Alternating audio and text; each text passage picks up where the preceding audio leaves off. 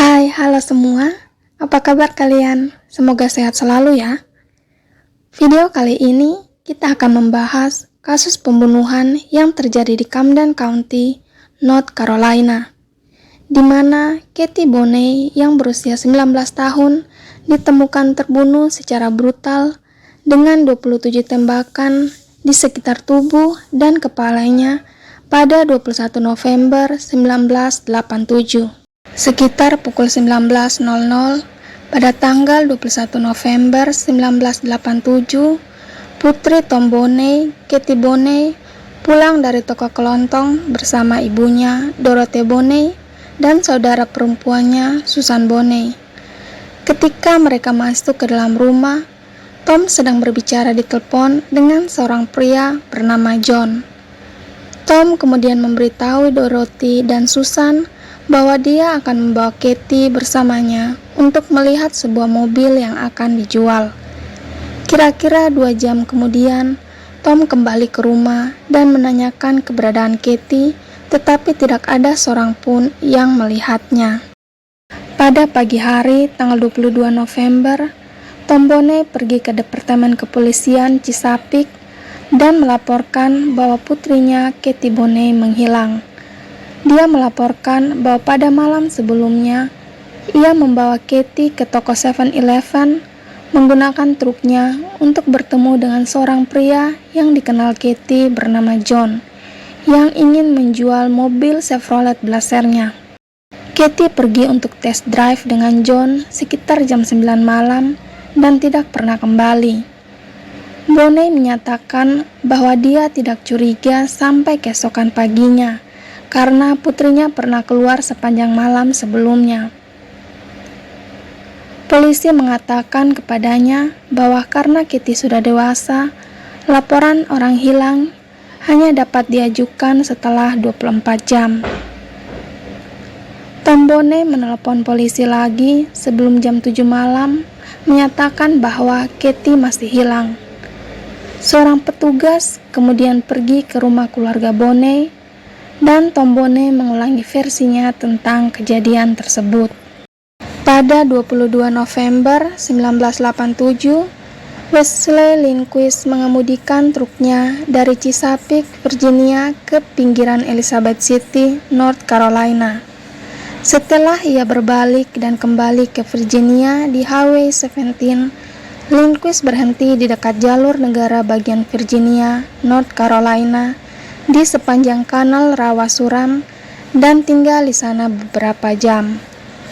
Saat berjalan di sepanjang kanal, ia melihat ke bawah ke tanggul yang dipenuhi semak dan berbatu dengan sisi yang sangat curam dan melihat tubuh telanjang seorang wanita. Lindquist kemudian masuk ke truknya dan pergi ke jalan raya untuk memanggil polisi. Ia menelepon polisi sekitar pukul 15.00 dan petugas tiba sekitar 15 menit.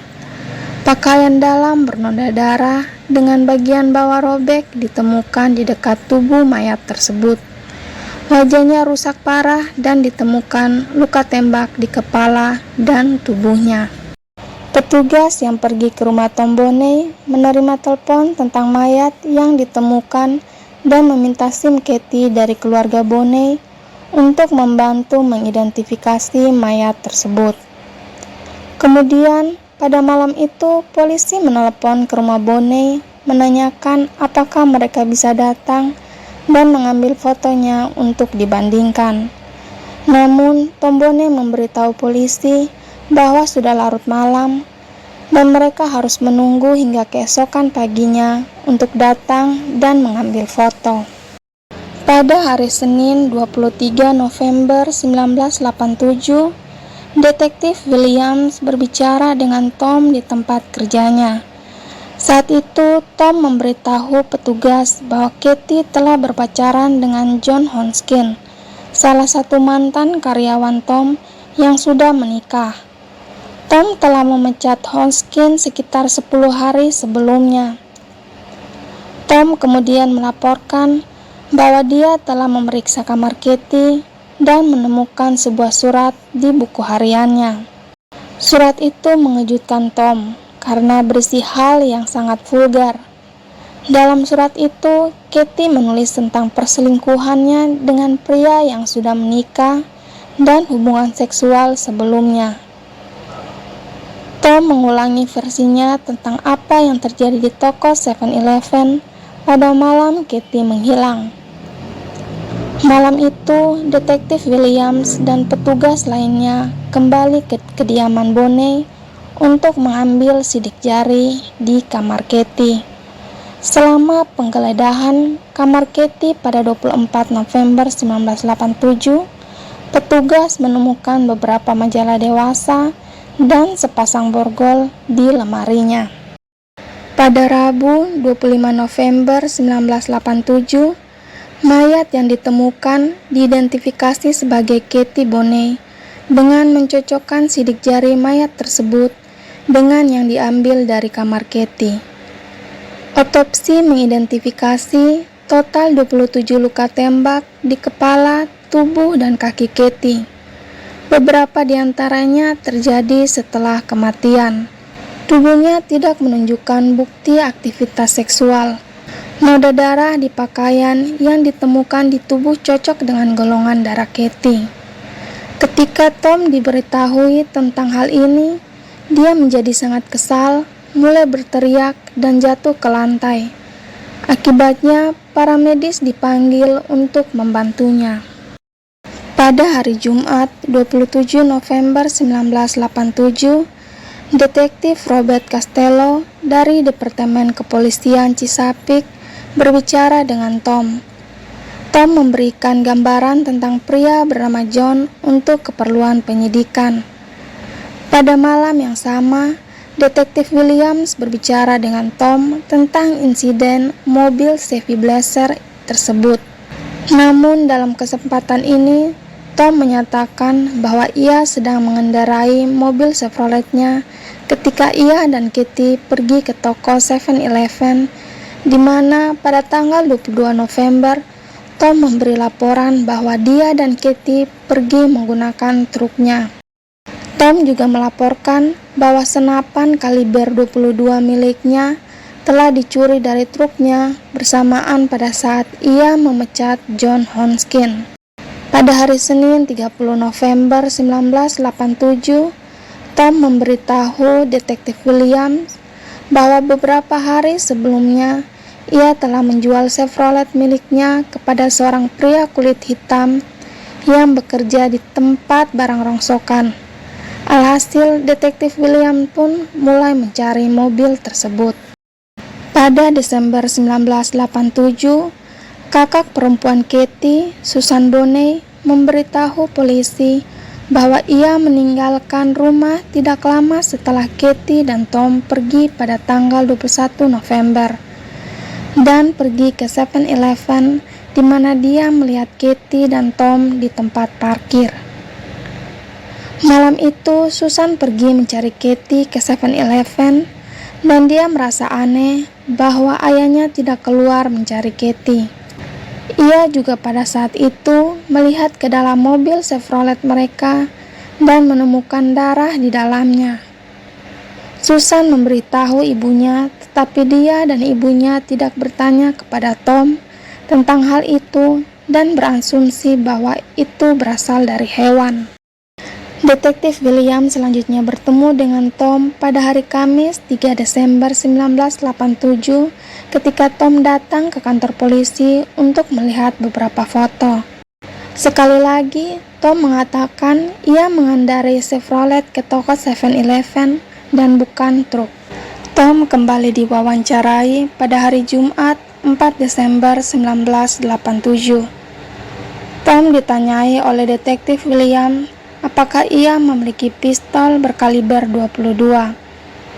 Tom mengatakan bahwa ia pernah memilikinya, tetapi ia telah menjualnya kepada seorang pria kulit hitam yang namanya tidak dapat ia ingat. Tom kemudian ditanya apakah ia telah membunuh Katie, namun Tom membantah dan terus mengulangi bahwa petugas tersebut salah. Selain itu, ia menegaskan bahwa foto-foto tubuh di TKP bukanlah foto putrinya. Pada tanggal 10 Desember 1987, Tom menelpon detektif William dan memberitahukan bahwa ia telah menemukan Chevrolet di London Bridge Motor di Virginia Beach. Polisi lalu datang dan menyita mobil tersebut. Polisi menemukan noda darah yang cocok dengan golongan darah Katie dan jejak rambut Katie ditemukan di bagian belakang dan bagasi Chevrolet. Tom Bonney melarikan diri pada 11 Desember, sementara Dorothy Bonney bersembunyi karena takut padanya, dan pejabat layanan sosial mengambil hak asuh anak-anak mereka. Pada tanggal 1 Februari 1988, Detektif Williams dan agen Kevin McGinnis pergi ke Indianapolis, Indiana, di mana Tom telah ditangkap. Agen McGinnis mewawancarai Tom, dan dalam percakapan tersebut, Tom mengatakan bahwa ia tidak lari. Tom mengatakan dia telah meninggalkan Chesapeake pada 11 Desember 1987 dan telah berada di beberapa negara bagian. Dia mengatakan bahwa pada hari Jumat 20 November 1987, ia telah menemukan surat-surat yang ditulis Katie kepada John Hoskin. Pada hari Sabtu 21 November 1987, dia menanyakan tentang surat itu pada Katie ketika mereka berada di dalam mobil Chevrolet yang diparkir di sisi Highway 17. Tom menyatakan bahwa Katie mengambil pistolnya dan peluru itu meledak begitu saja. Ketika ditanya apakah dia benar-benar menembak Katie, Tom mengatakan ia menembaknya saat mereka memarkir mobil. Tom mengatakan bahwa ia telah meninggalkan tubuh Katie di Highway 17 dan kemudian pulang. Tom menyatakan bahwa ada sesuatu yang tersentak di kepalanya setelah ia menembak Katie. Pada tanggal 2 Februari 1988, Detektif Williams dan agen McGinnis kembali ke penjara untuk membawa Tom ke North Carolina. Saat berada di bandara, Tom mengulangi bahwa dia dan Katie pernah berdebat tentang surat-surat itu. Tom menyatakan bahwa pada saat itu pistolnya berada di bawah jas di jok depan. Dia kembali mengklaim bahwa Katie telah menerjang pistol itu. Meskipun ia tidak ingat berapa banyak tembakan yang ia tembakkan, Tom menyatakan bahwa ia terus menembak Katie. Tom mengatakan ia pergi kembali ke tempat kejadian karena ia merasa tidak menembak Katie, tetapi semuanya telah terjadi di sana. Ia pun mengaku telah melepas pakaian Katie. Dia membawa pistol dan peluru ekstra bersamanya malam itu. Tom menyatakan bahwa ia telah melemparkan senjatanya ke atas jembatan dan ke sungai di Butterfield Boulevard. Dia meletakkan selongsong peluru bekas di tangki bensin truknya. Tom Bonney didakwa dengan pembunuhan dan dibawa kembali ke Virginia. Pemeriksa medis bersaksi bahwa hasil otopsi menyatakan Katie telah ditembak 27 kali. Ada 2 tembakan di dahinya yang ditembak dari jarak dekat, 6 luka tembak di wajahnya, beberapa di antaranya mematahkan gigi dan rahangnya.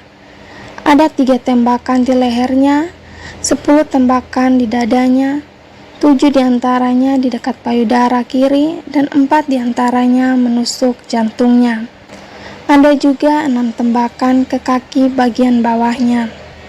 Pemeriksa medis percaya bahwa tembakan di kakinya dilakukan setelah kematiannya, tetapi kemungkinan 21 lainnya terjadi saat ia masih hidup. Diteorikan bahwa 2 tembakan di dahi terjadi di dalam kendaraan, sementara yang lainnya berada di luar kendaraan. Dia bersaksi bahwa Katie kemungkinan besar tidak sadarkan diri setelah peluru pertama dan tidak merasakan sakit apapun saat dia meninggal dalam waktu sekitar 2 atau 3 menit. Di persidangan, pembela tidak pernah berusaha untuk mengatakan bahwa Tom Boney tidak membunuhnya, tetapi mengklaim bahwa dia sakit jiwa. Sebelumnya, Tom Boney telah memulai serangkaian wawancara dengan psikolog Dr. Paul Dell pada Juli 1988 yang mendiagnosisnya dengan gangguan identitas disosiatif bersama dengan gangguan stres pasca trauma dan gangguan kepribadian campuran. Menurut Dell, kondisi Boney merupakan akibat dari trauma psikologis yang dialaminya saat kematian neneknya saat ia berusia 10 tahun.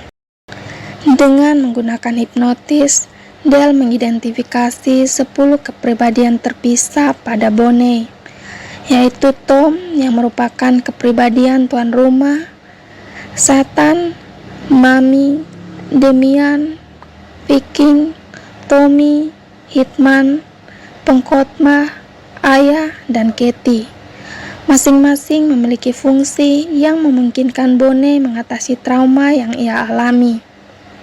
Wawancara direkam dengan video. Dalam satu rekaman, Boney mengklaim bahwa Katie masih hidup dan mengunjunginya setiap malam di sel penjaranya.